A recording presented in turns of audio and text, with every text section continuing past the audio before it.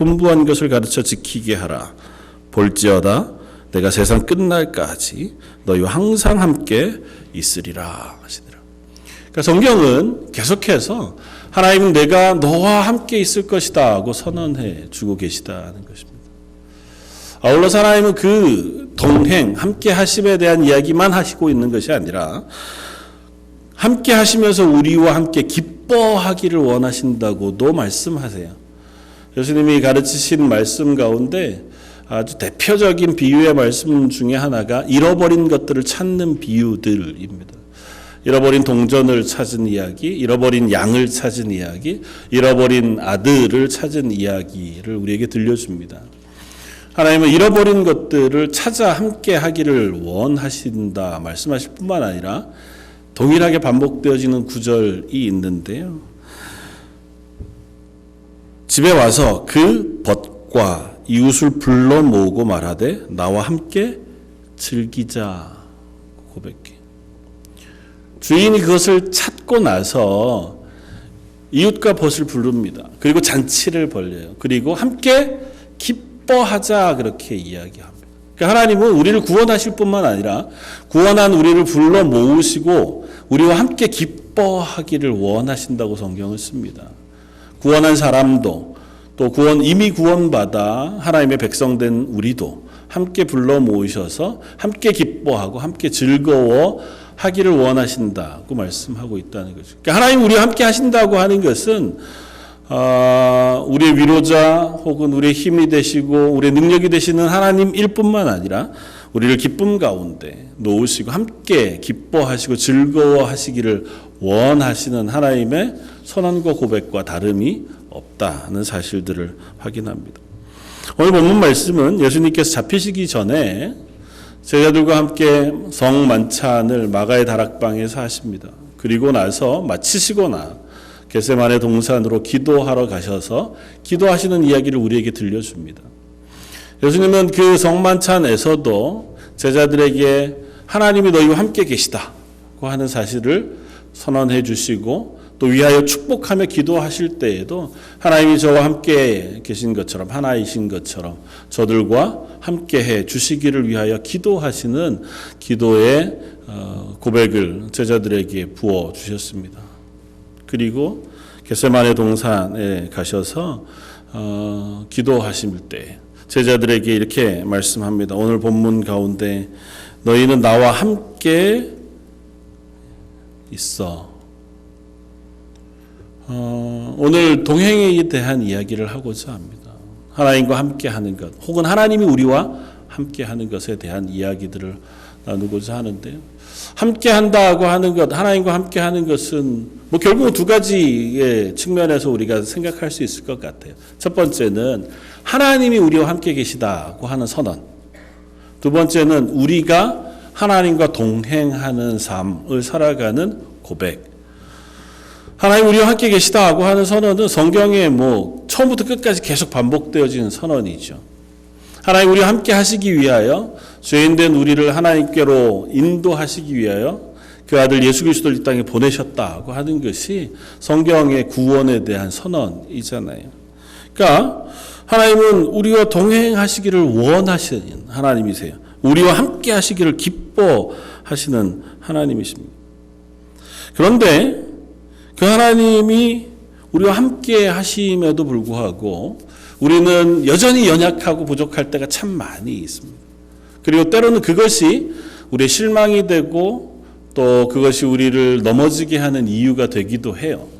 하나님 나와 함께 계시다고 고백하고 구원받은 그리스도인이라고 우리가 이야기하는데 말씀하신 것처럼 기쁨이 충만하고 또 그것으로 인하여 담대하고 내 삶이 변화되어지는 고백만 있으면 좋겠건만 그러지 않고 그 가운데 넘어짐도 있고 실패도 있고 실수도 있고 또 서로를 향하여 또 서로에게 상처를 주는 일도 있고 또 우리가 그리스도인 살아야지 이렇게 결단을 하고 삶을 바꿔보려고 숱하게 다짐을 하지만 보통 100이면 100 그 결과가 실패로 끝날 때가 많은 우리 연약한 사람들인 거죠. 그래서 그때마다 또 좌절하고 실망하고 또 하나님이 나와 함께 계시다고 하는 그 담대한 고백의 기쁨이 조금씩 쓰러져 가게 되어지는 것을 보게 됩니다. 근데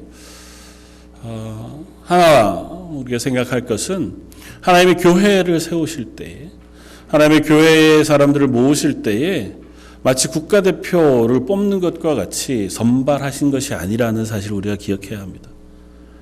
여기에 우리가 그리스도인 되기 위해서 사전에 그리스도인 선발전 이런 거 거쳐서 신앙의 크기를 재보고 또 막 서로 컴페티션 해서 잘한 사람들 모아서 여기에 교회로 삼은 게 아니잖아요. 믿음이 좋은 사람들, 신앙이 좋은 사람들, 더 겸손한 사람들, 더 능력이 있는 사람들, 말씀 잘하는 사람들, 그런 사람들 모아서 교회, 이게 아니라고. 하나님 교회를 모으실 때 연약한 사람들을 부르십니다. 심지어 죄인들을 모으세요. 그리고 그들과 하나님이 함께 하셔서 그들을 하나님의 교회로 만들어 가시겠다고 선언하고 계시다는 거죠. 우리가 이 사실을 기억해야 합니다. 우리의 연약함에도 불구하고 하나님이 우리와 함께 계시겠다. 오늘 본 말씀에 예수님이 제자들을 데리시고 기도의 자리로 나아가십니다. 그리고 예수님께서 특별히 그 중에서 3명의 제자들을 더 당신 가까운 곳에 앉게 하시고 그들에게 말씀하십니다. 38절에 내 마음이 매우 고민하여 죽게 되었으니 너희는 여기 머물러 나와 함께 깨어 있으라. 간곡한 부탁이죠. 어떻게 보면 예수님은 하나님의 아들이신데도 불구하고 이 십자가를 지셔야 하는 이 일을 앞두고 스스로 그렇게 고백하세요. 마음이 심히 고민하여 죽게 되었다.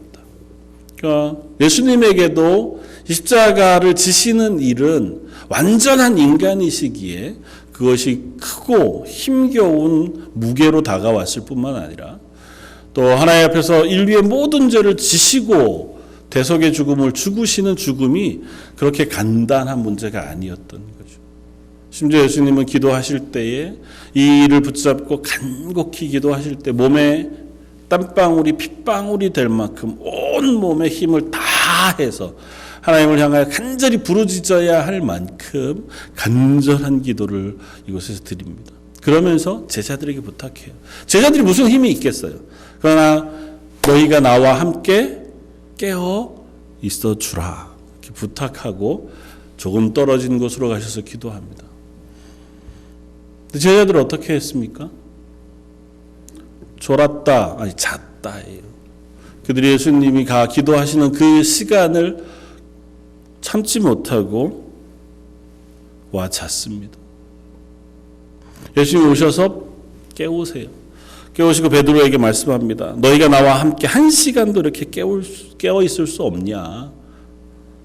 시험에 들지 않게 깨어서 기도해라. 그렇게 깨우시고 가세요. 그런데 또 잡니다. 한편 생각해 보면 이럴 수가 있나 싶어요. 예수님이 지금 당신 십자가에 달려 죽으실 것에 대해서 이미 말씀하셨잖아요. 그리고 이곳까지 데리고 오셔서 기도하실 때에 너 나와 함께 좀 깨어 있어라. 그러시고 기도한 게 그냥 평상시처럼 기도하시던 게 아니었잖아요. 온 몸의 에너지가 다 쓰일 만큼 정말 애써서 기도하고 있는 것을 왜 제자들이 몰랐겠습니까? 좀 멀리 떨어졌으니 예수님 가셨나 보다 그러고 쉬었을까요? 아니잖아요. 그런데도 제자들이 자기의 피곤함을 못 이겼어요. 졸린 거를 이길 수 없었습니다. 어쩌면 앞서 성만찬을 하시면서 예수님이 하신 말씀이 충격이 되었을 수도 있죠. 슬프기도 하고 이게 뭘까 하는 긴장과 여러 가지 다 있을 수 있어도 100번 양보해도 그래도 그들은 예수님의 부탁 앞에 함께 깨어있지 못했습니다. 그들이 깨어있는다고 예수님에게 무슨 위로가 되겠어요. 그러나 예수님 그들에게 말씀하셔서 내 기도의 자리에 너희도 좀 동참해 주렴, 함께 있어 주렴, 함께 서 있어 주렴 말씀하신 그 말씀에 응답하지 못한 연약한 사람들이었습니다. 그러나 그런 제자들을 예수님은 또 찾아오시고 그들을 또 세우셔서 사도로 부르시고 교회의 기둥이 되게 하셨습니다. 하나님 우리와 함께 하신다고 하는 것은 이런 연약함에도 불구하고 하나님 우리와 여전히 함께 계시겠다 약속하신 것을 멈추지도 끊으시지도 않으시는 하나님의 하나님 주권 되심 가운데 약속하신 약속인 것을 잊지 않기를 원합니다.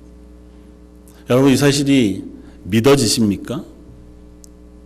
서로 인사했던 것처럼 하나님은 나와 함께 계십니다 고 하는 사실을 믿으십니까?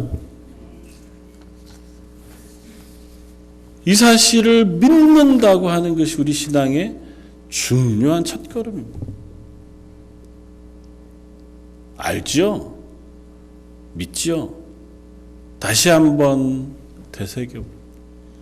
내가 머리로 아는 것, 고백하는 것이 아니라 내 삶 속에서 실제로 이 사실을 내가 믿고 생활하고 있습니까? 이 믿음이 저 여러분들에게 실제가 되기를 주님의 이름으로 축원을 드립니다. 내 삶에 만약에 하나님이 나와 함께 계시다고 하는 사실이 실제가 되고 내 믿음의 고백이 된다면 분명히 이것보다 더 큰 위로와 능력은 없을 겁니다. 크신 하나님, 능력의 하나님, 심지어 내가 연약할 때도 나를 떠나시지 않는 하나님이 저와 여러분들의 하나님이시잖아요. 숱한 고백들을 우리가 보게 됩니다. 요즘 새벽마다 혹은 말씀 묵상할 때마다 창세기 말씀 우리 함께 나누는데요. 특별히 지금 나누는 본문이 야곱에 대한 이야기들을 우리가 나누고 있습니다. 읽어가고 계실 텐데 야곱처럼 우리 인생과 비슷한 사람이 별로 없는 것 같아 보여요. 심지어는 나는 야곱보다 좀 낫지 않을까? 뭐 그렇게 얘기할 만도 할 만큼 야곱은 자기 힘을 의지하고 하나님의 약속에도 불구하고 자기 길들을 찾고 속이고 그런 길들을 쭉 살아가잖아요. 하나님 그런 야곱을 언제 만나 주십니까? 가장 약할 때. 아버지를 속이고 형의 분노를 피해 도망하던 홀단신 혼자 도망하여 그것도 잘하고 도망가는 것도 아니에요. 억울하게 도망가는 것도 아니고 자기가 잘못해서 도망가는 그 자리 베델에 나타나셔서 그냥 말씀하시는 것만이 아니고 하나님의 영광을 보여주세요. 하나님의 보좌를 보여주시고 하나님의 영광을 보여주시면서 약속합니다. 내가 너와 함께 할 것이다. 내가 여기에 다시 돌아올 때까지 너를 떠나지 않고 너와 함께하며 너에게 복 줄 것이다. 그것이 하나님이 저와 여러분들에게 하신 약속입니다. 그 약속에도 불구하고 야곱은 또 자기 힘으로 살아요. 야곱처럼 하나님의 영광을 본 사람이 누가 있습니까? 심지어 라반의 집에서 돌아올 때 하나님의 군대를 보아요. 그래서 그 지명을 마하나임이라고 부릅니다. 야복강가에서는 하나님을 만나 씨름합니다. 그리고 하나님을 이겼다고 하는 이름 이스라엘이라는 이름은 없습니다. 그런데도 야곱이 하나님의 약속 안에만 서 있지 않아요. 보기에 좋은 걸 선택하고 보기에 괜찮은 걸 선택하던 사람이 야곱이었습니다.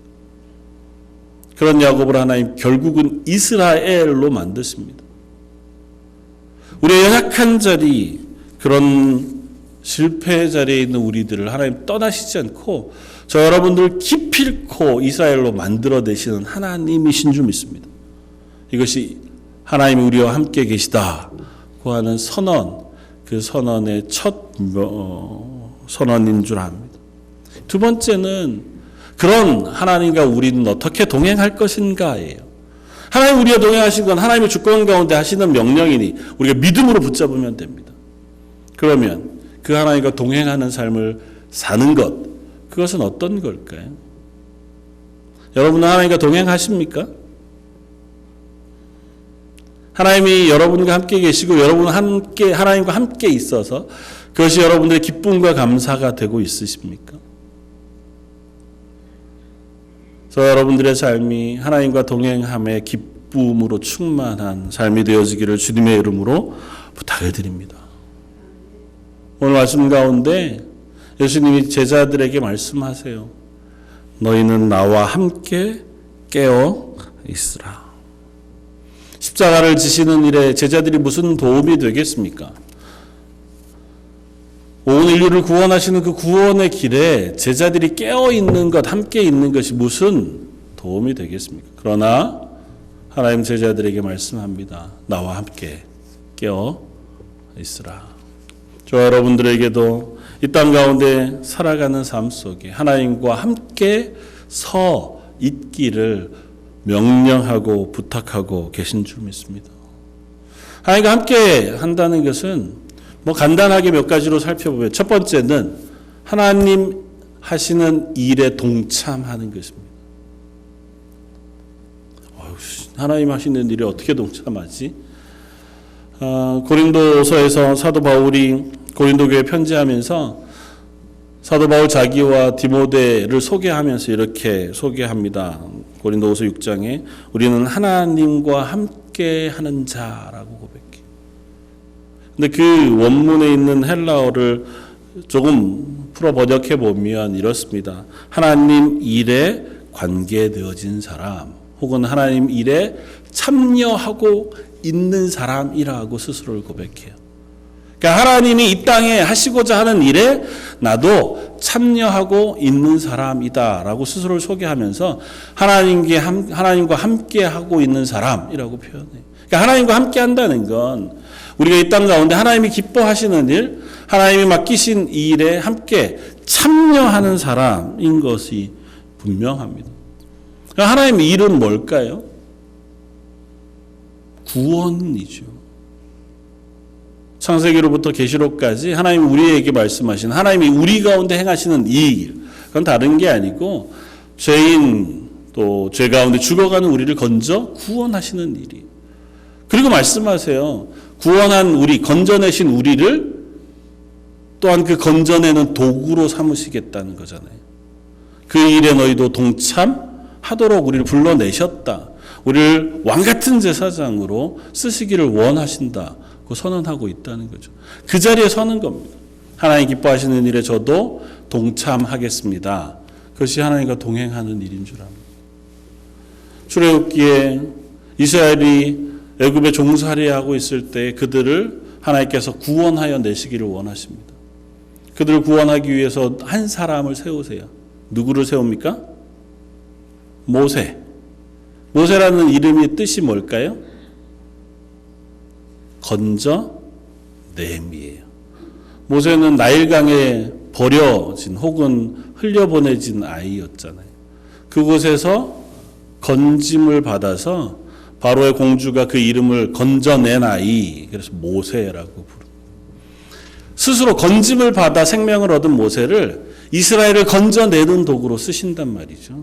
저 여러분들 건져내셔서 하나님의 자녀 삼으신 하나님께서 저 여러분들 이 세상 가운데 다른 이들을 건져내는 도구가 되게 하시길 원하신다. 우리의 말로 하는 전도, 혹은 내가 선하게 그들을 위하여 수고해주고 사랑을 나누어주는 행동, 혹은 위하여 중보하며 기도해주는 기도, 혹은 내가 하나님이 살아계신 것을 인정하며 고백하며 결정하는 결정과 행동, 이런 것들을 통해서 하나님의 구원의 복음의 소식들을 전하는 도구로 저와 여러분들을 세우시기를 원하신다는 거죠. 그것이 바로 하나님과 동행하는 삶인 줄 믿습니다. 두 번째는 그 하나님을 두려워하는 것입니다. 아니, 하나님과 함께 하는데 왜 하나님을 두려워합니까? 하나님과 함께 한다는 건 하나님이 누구신지를 아는 거예요. 하나님이 누구신지를 안다는 것은 하나님이 거룩하다고 하는 사실을 인정하는 겁니다. 하나님이 거룩하다고 인정하는 것은 내가 그 하나님 앞에서 하나님의 거룩하심 앞에 설 수 없는 존재인 것을 인정하는 거예요. 하나님 이스라엘에게 하나님 앞에 나와 예배하도록 명령하셨습니다. 그 명령하신 것들이 대부분은 제사로 명령되어져요. 제사는 그리고 어떤 형태를 띠고 있냐 하면 대부분은 여러 개 나눌 수 있지만 자신의 죄를 하나님 앞에 고백하면서 내 죄를 대신 짊어질 동물을 데리고 하나님 앞에 나아가 그 동물의 피, 생명을 하나님 앞에 바치면서 내가 이처럼 죽어야 할 죄인인데 이 동물을 대신하여 드리며 하나님 제가 죄인입니다. 저를 용서해 주십시오. 고백하는 것으로 하나님 앞에 나아갑니다. 그러니까 하나님 앞에 서서 하나님과 동행하기 위해선 우리도 하나님 앞에 설 만큼 거룩해야 돼요. 근데 그 거룩할 방법이 없잖아요. 그래서 동물의 피를 들고 하나님 앞에 회개하며 나아갔다면 지금 저 여러분들은 무엇을 의지해서 하나님 앞에 나아갑니까? 예수님의 십자가. 우리를 위하여 죽으심으로 내 죄를 사해 주신 그 예수님의 십자가를 의지해서 하나님과 동행하는 자리에 선단 말이죠. 그러니까 하나님과 동행할 때는 늘 기억해야 합니다. 아, 내가 죄인이어서 하나님 앞에 예수 그리스도의 보혈을 의지하지 않고는 설 수 없는 사람이구나. 그러면 한 걸음 더 나아가서 스스로의 죄를 우리가 하나님 앞에서 하나님 십자가 앞에 내려놓을 수 있는 그 고백이 저와 여러분들에게 있어야 하는 줄 압니다.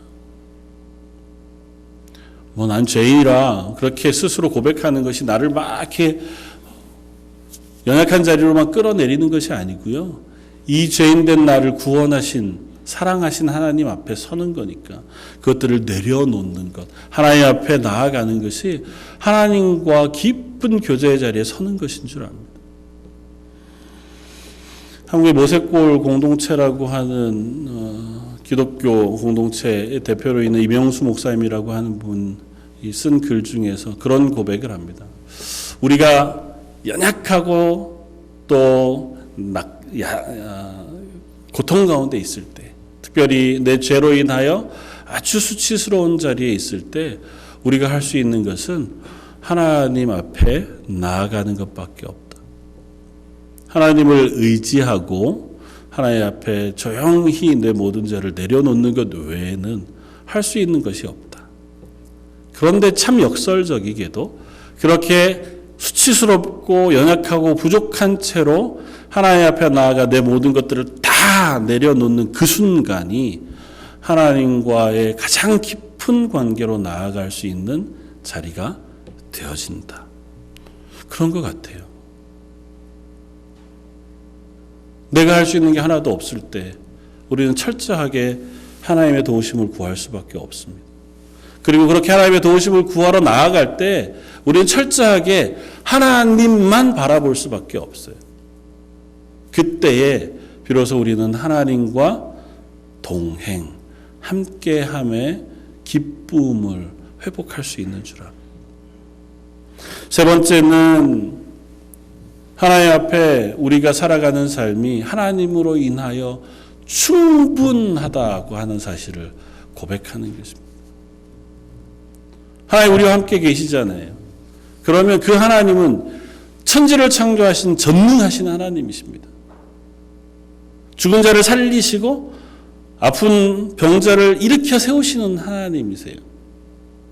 그렇다면 그 하나님이 나와 함께 계시다고 하는 사실을 믿고 내가 그 하나님과 동행하는 삶을 산다는 것은 아, 나는 하나님으로 충분합니다 하는 고백을 하는 것과 다름 아닌 거죠. 난 사는데 하나님 내게 필요한 것 이것도 주시고 저것도 주면 내가 내 나름대로 살겠습니다. 그게 아닌 거잖아요. 하나님 주신 것으로 충분하여 저는 그것으로 이 땅을 살아갑니다. 그게 하나님과 동행하는 거잖아요. 그러기 위해서 우리는 하나님 제 눈을 열어 하나님 보게 해주십시오. 우리의 눈을 열어 하나님의 영광, 하나님의 은혜를 바라볼 수 있는 사람들이 되어져야 하는 줄 압니다. 열왕기하 말씀 가운데 엘리사가 도단성에 있을 때에 아람 군대가 와 도단성을 다 에워쌌습니다. 엘리사의 종이 보고는 큰일 났습니다. 군대가 뭐 성을 꽉 둘러싸고 있으니 엘리사가 이야기합니다. 눈을 떠 하나님이 우리와 함께 계신 것을 보게 해 주시길 기도하고 그 눈을 떠서 뭘 봅니까? 아람 군대보다 더 크고 많은 하나님의 군대가 그 아람 군대 밖에서 그 모든 것들을 감싸고 있는 모습을 보게 합니다. 우리의 눈을 떠서 하나님을 바라본다면, 우리의 눈을 떠서 하나님의 전능하심을 볼 수 있다면, 이 땅 가운데 살아가는 삶 속에서 우리는 하나님을 인하여 기뻐하고 하나님으로 인하여 평안하며 하나님으로 인하여 우리가 담대하게 살아갈 수 있는 사람 되어지는 줄 믿습니다. 우리 눈앞에 우리의 현실에 있는 모든 것들은 우리의 시선으로밖에 볼 수 없지만 우리의 눈을 떠서 하나님의 시선으로 바라보고 하나님을 바라볼 수 있게 되어졌을 때에 저와 여러분들이 땅 가운데 그리스도인으로 기쁨과 감사함으로 충만하게 살아가는 사람들 되어질 줄 믿습니다. 기도하면서 하나님, 작금의 여러 가지 일들, 또 우리 가정 혹은 우리 주변에 일어나는 일들이 우리의 마음을 상하게 하고 두렵게 하고 또 불안하게 하지만 우리의 눈을 떠서 하나님을 바라보고 하나님의 영광을 보며 하나님의 행하실 것을 바라볼 수 있는 은혜를 베풀어 주십시오. 그 앞에 위하여 기도하고 그 앞에 하나님을 의지하여 하루하루 기쁨으로 살아가는 하나님의 사람 되게 해주십시오. 기도하는 저 여러분들 되시기를 주님의 이름으로 축원을 드립니다. 기도하겠습니다. 감사와 찬양 받으시기에 합당하신 주님, 너희가 나와 함께 깨어 있으라 말씀하신 예수님의 말씀을 듣습니다. 우리가 능력이 있어서도, 우리가 하나님의 일에 대단한 도움이 되어서도 아니라 하나님과 함께함의 기쁨을 우리에게 허락하시고 또 그 하나님과 함께 있음으로 하나님 일에 동참하는 은혜를 허락해 주시기 위함인 줄 믿습니다. 참 세상 가운데 연약하고 부족한 죄인들이지만 저희를 하나님의 것 삼으시고 하나님과 동행하게 하셨으니 아버지 하나님, 저희들에게 그 하나님과 함께하는 기쁨, 하나님과 함께하는 담대한 용기를 허락하여 주옵소서. 매일매일의 삶에서 그 하나님을 바라보며 하나님의 영광을 보게 해주시길 원하오며 오늘 말씀 예수님 이름으로 기도드립니다. 아멘. 찬송가 313장을 함께 찬양하시겠습니다.